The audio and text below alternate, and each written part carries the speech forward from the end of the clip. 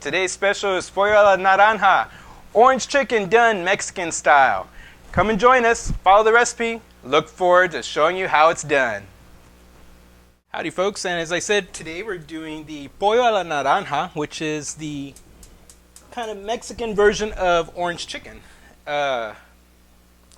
It's not something you probably see in many restaurant menus, Mexican restaurant menus. In fact, I don't think I've ever had it as a child growing up either. So this is definitely not something I would classify as Tex-Mex. But it is a Latin dish, and you'll like other dishes that we've taken on here at Chef Said.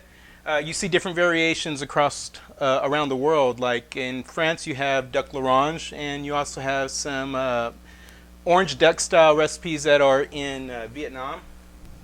So what I'm doing is just getting this pan ready because we've already started some of this because of our time constraints. So Pollo a la Naranja is pretty easy. What you need is one whole chicken. You want to cut that up into 8 pieces. For this recipe, I just went ahead and got about 4 chickens worth of thighs to make 1 chicken's worth. And you'll need about 1.5 to 2 cups of orange juice. And you'll need half a cup of triple sec, or you can use tequila, it's your choice. 1 medium onion sliced, orange zest. For this recipe, I'm going to use some of those chilies that we had left over from our last segment. They've gotten red, so they're going to add a real nice color balance to the dish. So some of those green jalapenos have turned bright orange, and I forgot what the other one was, but hopefully it won't be too hot. And some oil. And so now that my dish is the pan is getting pretty hot, I'm going to start putting this chicken in here. Now, you always want to put your chicken skin side down first. So be real careful with that. Another thing too, you probably know this if you've been watching like movies like Julie and Julia and stuff. You do want to make sure your chicken's not too wet, because this was also sitting in a marinade that was made with chopped garlic, vinegar, salt and pepper. I got pictures on there for you so you'll see that what that looks like. You let that sit for about half an hour at room temperature if you're not going to immediately do it.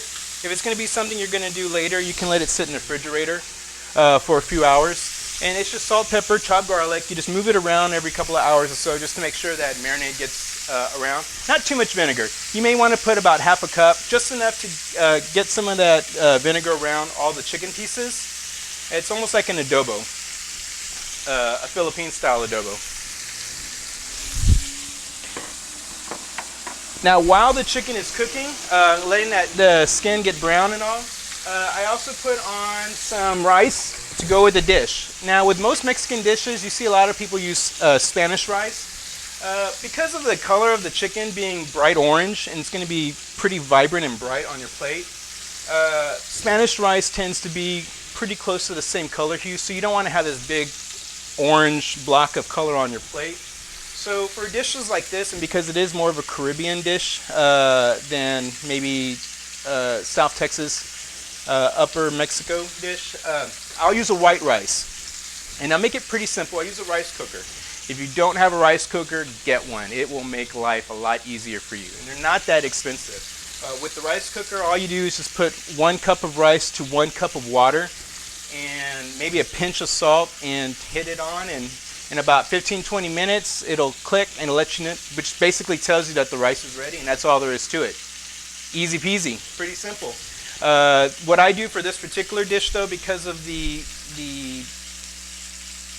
pungency of the orange flavor, I put maybe a clove of garlic, just lightly cracked, into the rice with a little bit of oil, maybe about a teaspoon or 2 of oil, not too much because you don't want the oil to be slick when it comes out. And just do it that way, and then that'll be what the chicken will lay against when it comes out on the plate. So I'm just watching it. You want to make sure you don't burn. I've already done 1 batch before this. This is browning pretty quickly. I'll turn that over. Now another ingredient I failed to mention,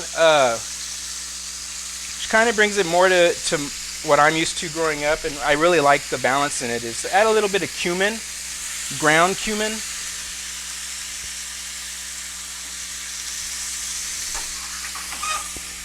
For a lot of Tex-Mex restaurants or Tex-Mex cuisine, we use a lot of cumin.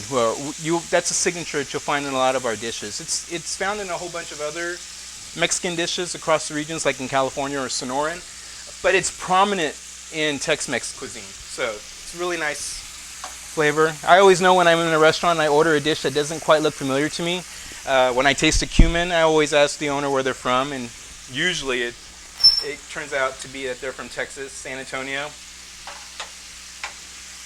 Then they'll start talking Spanish to me, and I'll be like, I don't know any Spanish, sorry.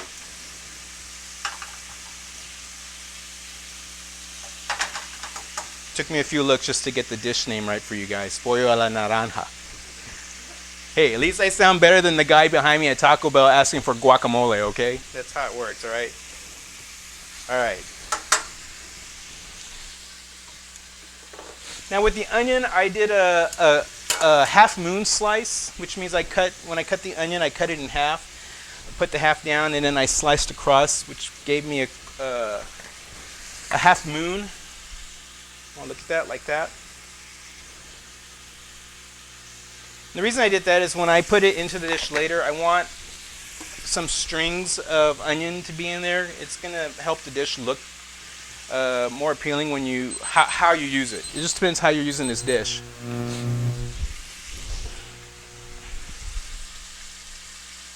There's a whole bunch of different ways that this is going to be just a basic Pollo orange chicken dish where I just put the rice and beans and you put the chicken down. But you can actually go further with the dish with variations of your own. I've surprised a lot of people with making some really great appetizers using this. After the chicken is done, I shred it and put it back in its sauce and basically cook it down to thicken it.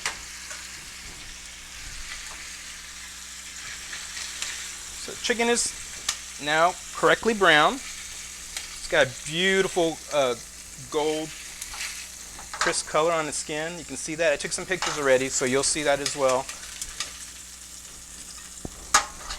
Got some of that sizzle still going on the bottom. So at this point, I want to try to take out some of this oil because it's a little bit too much. We don't need all that. And this is one of those dishes that doesn't need the fat to taste great, okay? You're going to have the vibrancy of the orange juice in there. You're going to have the flavor of the cumin and some of that triple sec coming out, tequila. Oh, can't wait to even taste this myself. All right. So now I'm throwing the onion in there.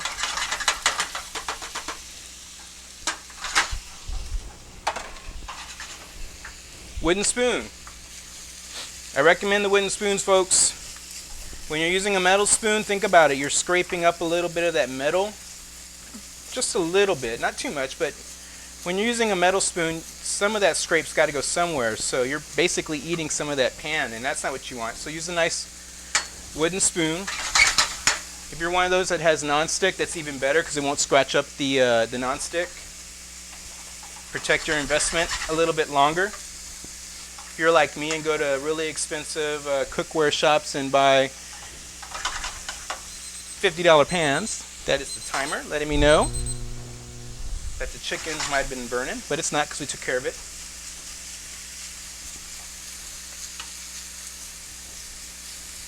You can hear the sizzle. Now what you want to do with the onion is you want to just sweat it out a little bit. You want to get that for it to come translucent, and by that means that you can start to slightly see color behind it. You can start to see the pan below the onion. Light can come through it easier.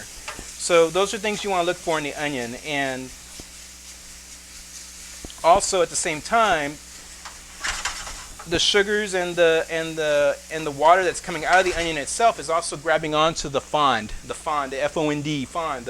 It's the brown stuff on the bottom of the pan.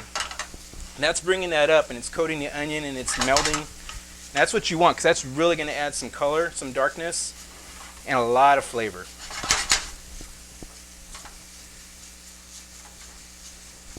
I have a little head cold today, so if I sound a little under, that's all. It was bound to happen.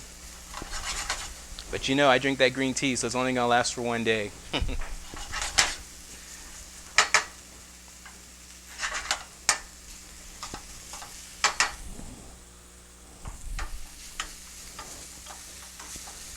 Another thing that cooking this onion down to as it softens is it gets it a little bit more sweet. So it's going to add a lot more sweetness to your plate.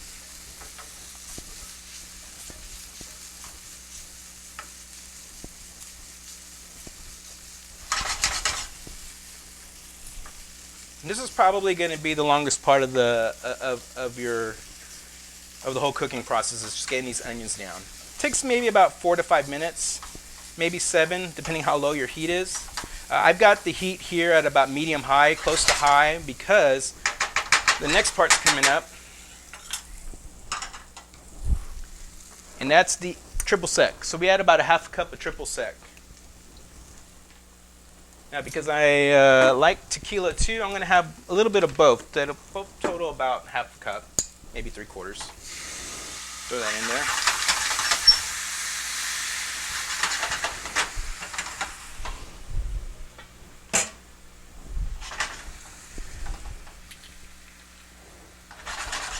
Just a little. Now, if you're doing this at home, be careful. Because when you're putting alcohol like triple sec or tequila into a hot pan like that, you're going to get a flame. Sometimes you'll get a flame. Just be prepared for it. If you're mentally ready for it, just don't panic. Don't start screaming, and because that's where your accident's going to come. Because it ain't going to do nothing but burn off. As soon as it burns off, just move your eyebrows out of the way. I can't tell you how I know that, but you just want to make sure you want to, yeah. Now, while the triple sec is reducing, this is what we call reducing, I'm going to go ahead and take this wooden spoon, and I'm going to try to bring up some of that fond off of the pan, as much of it as I can. Sometimes I'm really successful where it's basically every time you move it, you see a clean pan underneath. But that's what you want to do. Get it all up, because that's all flavor. That's all flavor going into the main dish. All right. Also, while you're doing this, it's keeping your nose over it, and you can smell the alcohol vapor coming off of this. So you want to reduce this to where you start seeing the bubbles around the onion starting to, they're thick bubbles. You'll know what I mean when you see it, but it's a thicker bubble. And when you no longer smell vapor, there's no burn at all in your nose happening when you're over this dish, you're good to go. You don't want alcohol in your dish when you're serving. I know it sounds like, oh, who's going to say no to alcohol? But you don't want in your dish because it'll just add a bitterness, and that's not what you want. All right. Add the orange juice. That takes about 4 oranges. If you're going to freshly squeeze, which I highly recommend, off those oranges that you squeeze, you can get some. You get the zest out. In this dish, the zest is going to go in. Sometimes you can save the zest and put it later as a garnish. If you're going to do that, then I would recommend that you boil some water, drop your zest in for just a split second, and then bring it out so it's not too bitter when it's on the garnish. Otherwise, like this is great. It adds a great orange, even more orange flavor to the dish. Those chopped peppers I told you about.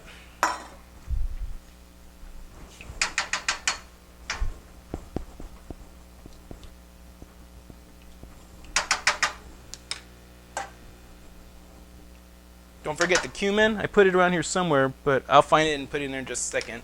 Let's add back the chicken.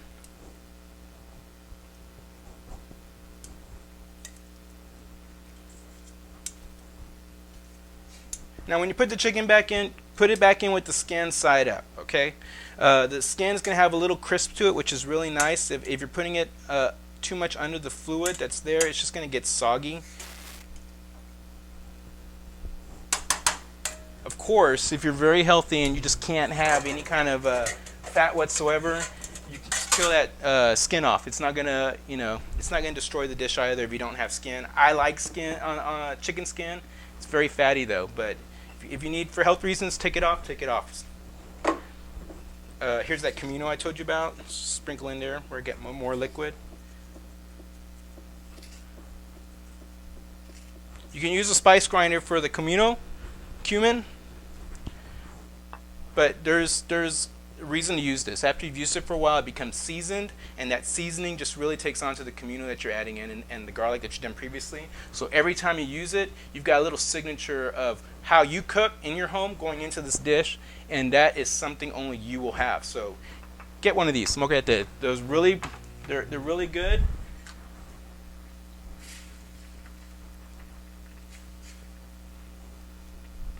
Okay, so now I'm just gonna let this simmer, covered.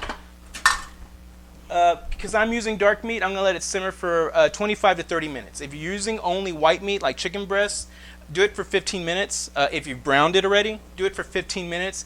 Pull out the chicken breast and let it reduce down to the consistency of the sauce that you like. Because chicken breast will just get dry and it's not that great. We'll be back. We're gonna let this simmer and we'll be right back. Okay, folks, now we're coming towards the end of the simmering process. It's about 25 minutes, like I said, because I'm using dark meat. But don't forget, if you're using white meat, you want to take that out. One other thing that I can add to this recipe that I didn't add in the beginning, again, is optional. If you're on a low-fat diet, then this is not something you would do. But I like, you would add some crema. Creme fraiche will work. Sour cream will even work. I like this because it's not sour at all, so I get more of the cream flavor out of it. Sour cream does work really nice though, so whichever one you choose. Just maybe a couple tablespoons in there. Now, you would never do that in a restaurant, okay? Let me just tell you why right now, because on the lip of that container that I just did, there's some cream hanging out there saying, hey, I'm a protein. Come, collect on me. And that's not what you want. So really, folks, you should really use a tablespoon or something. Just make sure that you rinse that lid and so that it's nice and clean. Because remember, it's going to be maybe a day or two. Maybe some people only cook with this maybe once a week. The whole week has passed and you've got that stuff having residence on the lip, and then you go and pouring it out a week later and it's got all that stuff gunk built up. Don't do it. Okay. Now I like the creaminess of it too because it just adds a much more depth to the dish, and also there's going to be a slight pepperiness from the chilies that we cut in. So that's all. Now, when you're doing this at home, the one thing that I know I've mentioned in previous episodes was you want to let this sit for about 10 minutes because it's very hot. And the last thing you want to do is burn someone's mouth. Otherwise, just make sure you let them know. Luckily for us, this is all on tape, so we can just go ahead and go with it. So, as I said before, one of the things that you want to think about in advance is how you're going to cook the plate. And somewhere I put beans. Okay, just 1 second. Let me find those beans. Oh, here we go. A very big fridge with a lot of stuff. I just like to add a little bit of color to the dishes. So what you want to do there is just maybe a few things of, I'm using this black beans for this dish. And the only reason I'm doing that is because, again, I'm looking at the color of the dish that I'm putting out. So I said before, we had the nice vibrancy orange of the orange dish ready to go. Still cooling down, so you want to make sure you're not burning anyone's mouth. Then you're going to have contrast with the white, the rice. Oh, it smells great. You smell that, a little bit of garlic just coming off, not too much. And then you want to balance it off with just a little bit of black with the beans. You can use pinto beans, but I'm looking at how it's going to look on the plate in the end. But again, whatever you've got at home, whatever you've got ready to use it.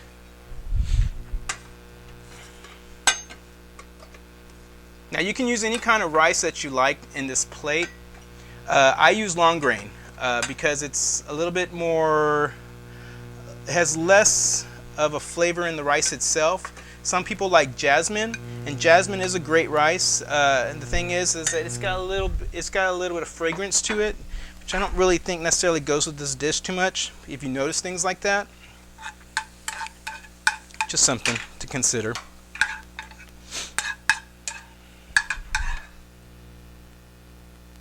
You don't need too much of the beans. It's just, for a little bit of decoration.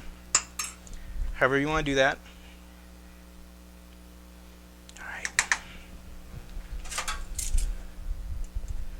So let's see.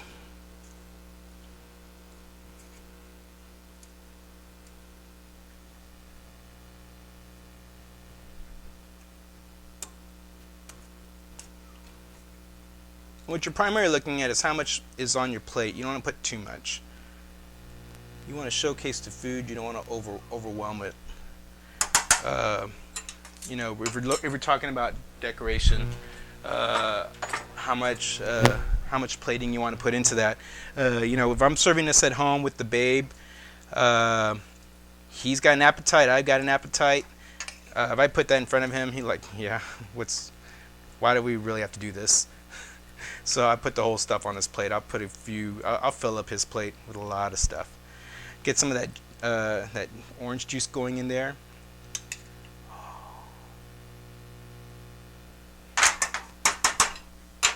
It's beautiful. And one last thing I'll do, clean spoon. Get that crema again. It's really, really, really, really light. See that? That's how thin it is. So what you want to do is pull it out like that. Just do the quick drizzle.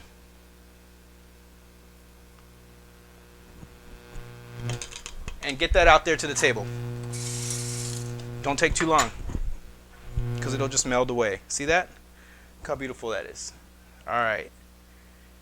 Now, with some ideas that you may want to consider with this, at this point where we got the dish finished, what you can do at this point is pull out the chicken, okay?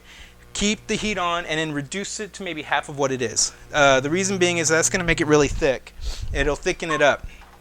You could put maybe a tablespoon or two of masa harina in there, cornmeal, a Mexican flour, corn flour, to add a little bit more thickness to it. What you'll do with the chicken after it's cooled down enough, it'll usually take a good 15-20 minutes for it to not hurt your fingers. Just take it off the bones. If it's breast meat, then you just want to strip it away apart until you get nice little stringy bits of chicken. Basically, you're shredding the chicken. So once you've done that, remove the bones out of the way. Put the chicken back into the pan with the sauce that's simmering, reducing, and then just mix it all together and just reheat everything. And the best thing to do at that point is to put it away for a night and reheat it the next day. That's absolutely the best way you're going to get all that flavor into the chicken. But if you don't have that kind of time to think ahead, you can just take it from there, and you can get what's called tostadas here in California. In Texas, we call them chalupa shells or chalupas. And my idea is sometimes I'll put a good black bean mash in there, mashed black beans a little bit, not too mashed, but just enough with some of the white rice, and then I stack some of that chicken meat on top, and that's an orange chicken chalupa, Pollo Naranja chalupa. That's something no one really hears about. You would be the first to bring it to a party if you wanted to do that. Another thing you can do with that shredded chicken, you can make enchiladas, orange chicken enchiladas. The same way I just said right now, except for that shredded chicken, you roll it up into your corn tortilla, and then once the sauce is thickened, you wrap that orange sauce right over the top of those enchiladas, and then drizzle that sour cream or the Mexican cream over it. Beautiful. You may even use sour cream for that because it's a lot thicker. Another thing you can do is sopes. Sopes are little cornmeal cups, and the cornmeal cups, you can do that too. And you don't even need anything else other than just the shredded chicken and maybe a little bit of the zest on top that I showed you earlier. There's a whole bunch of different things you can do with this plate, and it'll be unique. No one else, when was the last time someone brought orange chicken enchiladas to your office party? That's right. Okay, so that's what we've got today. Please hit me up. Leave a message below. Let me know what you think. What dishes you'd like me to try to tackle. Any wine challenges we might consider. Things like that. I'm always up for some fun.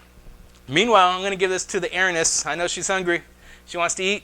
And I look forward to your comments, and I will see you soon. Happy Thanksgiving if I don't see you before then. Bye, folks.